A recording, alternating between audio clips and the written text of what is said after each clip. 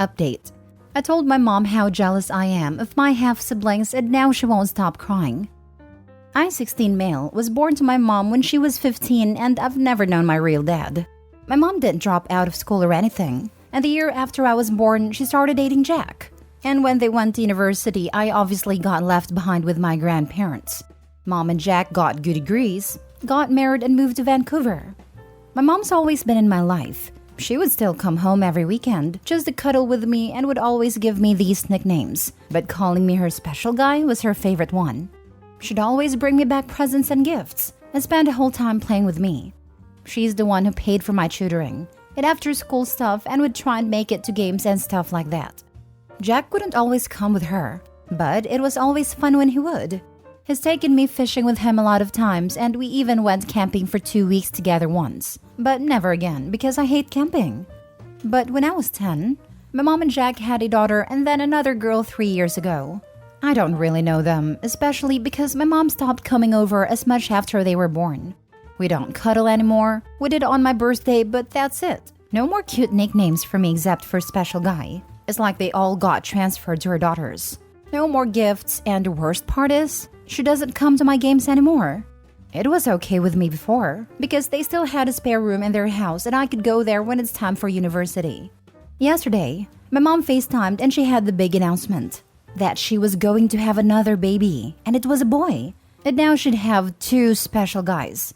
I guess she saw how sour my face was, because she asked what's wrong. And I don't know, I just admitted how jealous I was that her daughters got her so much, and now her son was going to get her. There wouldn't even be space for me there when I had to go to university. And I guess what I said affected her because she started crying and wouldn't stop and had to hang up. My grandparents are mad that I made her upset and think I don't value them now or something. Jack phoned me and he's mad because my mom thinks it's a mistake now to have another kid. And also mad at me, and he was like, why would I ever think they wouldn't have a room for me? I feel like I really messed up telling her that. And here I am at school writing about it on Reddit because I can't stop thinking about it. Now for the top comments before reading the update. I don't know why all the adults in your life are blaming you, a child, for your very valid feelings about this. They should be trying to make you feel more comfortable and included, rather than try to smother your genuine feelings. Your mom feels bad because she should. She's in her 30s now. There's no reason why she can't be around you anymore. There's no reason Opie shouldn't be living with his mother. If she's supporting her own family and having kids, the grandparents' time of raising Opie should be over now. I question why Opie's mom doesn't have him living with her. I was surprised when mom finished college, she didn't move her son into her home. No wonder he feels neglected. I feel like Jack played a big role in why he's not living with them. It's horrible when new partners don't accept children from previous relationships and treat them with love and respect. I understand that the children must also treat the new partner with love and respect. But adults are adults. Children are children. Some adults don't have maturity and so many stepchildren feel unloved. Why couldn't you move back once she graduated and started another family? She can't have her cake and eat it too. Unless the grandparents formally adopted him, then he is still her child.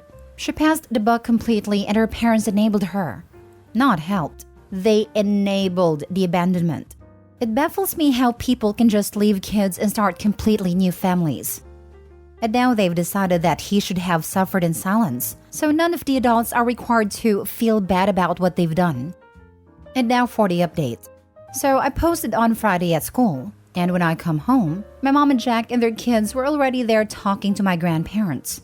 As soon as my mom saw me, she gave me such a big hug she actually lifted me up for a second, which is weird because I'm taller than her now, and then wouldn't stop kissing me on the face and telling me she loves me. I said hi to everyone, and my grandparents had my mom take me into my room to talk to me alone. In my room, she told me she was sorry that I felt like she'd been paying me less attention, and that a new baby isn't going to replace me, and I'd always be her special guy. I started crying, so we weren't able to talk until I calmed down, and then Jack came in and joined us. I just admitted that I felt like I wasn't that important to my mom anymore, and if they were having a boy, then there would be no point in them taking me when it's time for university. And then Jack left because he kind of started crying hearing me say that, and that was weird. My mom told me that she wanted to take me when I was 13 and going into high school because she thought that was the best time to do it. Except she argued with my grandparents about it a lot, and they said it was best if I stayed with them. Then when my mom took me to a game, she saw how much fun I was having with my friends and thought they were right. When I said I wanted to go to SFU, she and Jack were happy because it meant I would be with them when I graduated. When I asked about the spare room that was meant to be mine, she admitted that they hadn't thought about what would be the baby's room and would have to figure something out since they aren't giving up my room. My mom told me she'd come and take me every weekend because she said it was wrong that she started paying less attention to me but thought it was okay because I was independent and had my grandparents. She said that she wanted me to spend my breaks with them as well.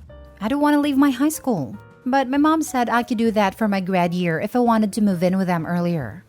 I did have a talk with Jack too, and he told me that he was glad I confessed everything and that his parents got mad at him for not telling me that when he called me. We did all have a fun weekend together, except my grandparents because they don't leave the house due to COVID. And I do want weekends to keep being like that. I don't know if I'm allowed to keep doing updates here, so this might be the only one. But hopefully this will help calm down everyone who keeps messaging this account for one. Seems like a lot of his grief could have been prevented if the adults had asked him if he wanted to remain with grandparents or go with mom, or even at least explain to him the reasoning behind him not going. Absolutely. I remember reading in the comments that their decision to keep him with his grandparents was supposedly fueled by a child psychologist recommending against removing him from the environment he was used to. But he was like 10 years old at that point. Shouldn't they have taken his opinion into consideration? Truly a sad situation for OP. I hope things turn out well for him. A psychologist told my parents to make me homeless when I was struggling as a teen. There are some bad ones out there. A psychologist told me a few weeks ago, during a first appointment by telephone where it was clear she was driving and not paying attention to me, that I couldn't have been diagnosed as being on the autism spectrum because I seemed fine to her, and I just needed to go out and meet people. Then she recommended I read a book on Freud and ended the session 20 minutes early. So yeah, some therapists are absolute joke. I'm glad about the outcome, but I despise how the first reaction after a teen voicing their feelings is anger and guilt-tripping from all adults involved. The kid is 16, voices how he feels and why, and stepdad gets mad, grandparents get mad and jealous. It's infuriating. Also, no one ever communicated with him. At least Opie learned that skill. I couldn't agree more. The poor kid was basically left alone to feel like he was the one who did something wrong, when all he did was voice his very valid feelings. Every adult in the story, not just the mother, should seriously apologize to him for how they reacted to this whole thing, and I really hope they all learn to communicate with OP better. It could have been just a choice of word by OP. However, if his mom actually said, "I'm sorry you feel like," that's such an a-hole thing to say. You're basically saying I don't agree with how you're feeling. I've read several posts of parents getting remarried and or having more offspring and just almost forgetting their first offspring exists. Like they think they can get a total do-over at being a parent, and are Pikachu shocked when their offspring voiced displeasure. Yes, lady, your son who you have kind of forgotten about is not gonna be exactly thrilled when you tell him you're gonna have another son when you barely interact with him as it is. Then in like a decade or two, the parents are gonna be shocked that their offspring wants nothing to do with them and just have no idea what they did wrong. Last story. I don't feel guilty about the loss of my sister's son. So I, female 24, was 7 or 8 at the time this happened. My older sister Susan, 37, was 20 or 21 and she had a newborn baby. Our mom was at work at the time, so it was me, my sister, and the baby at home. We didn't have a dad, and all of our relatives live in another country, so we were at my sister's care. My sister was always someone who likes to go out with friends, to parties, and wasn't often home, until she was pregnant and had the baby. So, she only could go out and have fun when our mom had a day off. Our mom was always understandable of my sister, being that she was now a single mom too as the baby's father bailed out, and Susan missed her friends and her previous lifestyle, but was also angry sometimes because her day off was spent babysitting my sister's child, cleaning, and cooking. And with time, there were more and more arguments, since my sister only cleaned her room and only cooked for herself.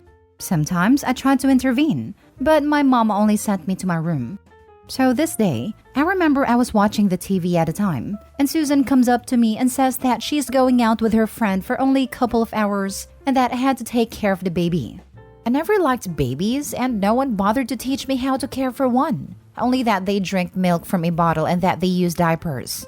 I was a little shocked and scared, and said that she was supposed to take care of us, and I didn't know anything at all about babies. But my sister ignored me and told me to just take care of him. A little while later, the baby started crying, so I went to my sister's room and tried to figure out what he wanted, but started to freak out. I ran to the kitchen and tried to give him the bottle, but he didn't want it. I tried to give him toys, his blanket, and didn't want it. I tried everything I could think of at a time, but he only cried louder and louder, and I was getting more scared and ran to my room.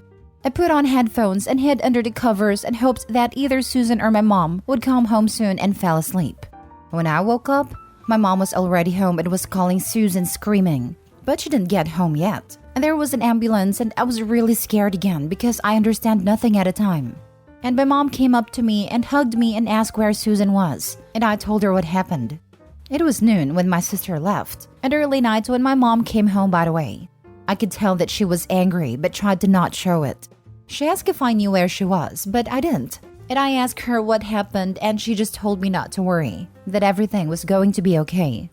Later that night, my sister came home and our mom lost it and screamed at her. And Susan screamed back, and so on. I couldn't handle all the screaming, so I was going to my room, but at that moment I heard my sister and felt her grabbing my arm until it hurt. I got scared and started crying, and my sister was screaming at me too.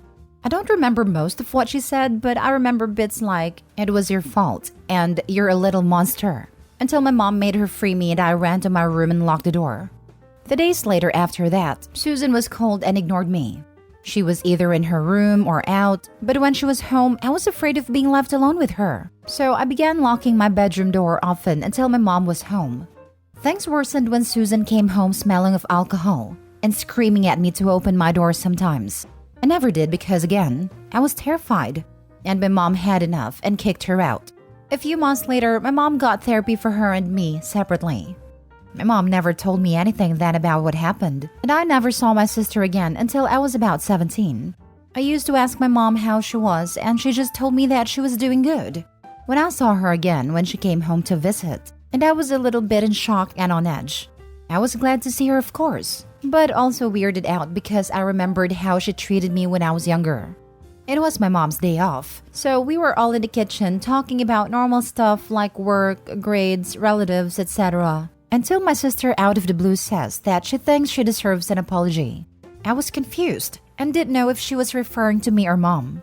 And Susan looks at me and says that I have to apologize to her for what happened. I asked what she was talking about, and my mom told my sister to get out. But Susan started to raise her voice and tell me to say sorry for what I did to her baby and that it was my fault that he died.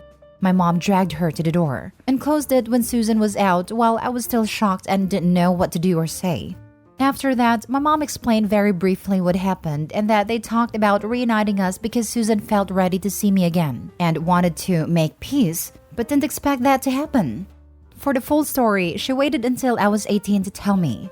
So what happened was, while I was sleeping in my room, somehow the baby suffocated.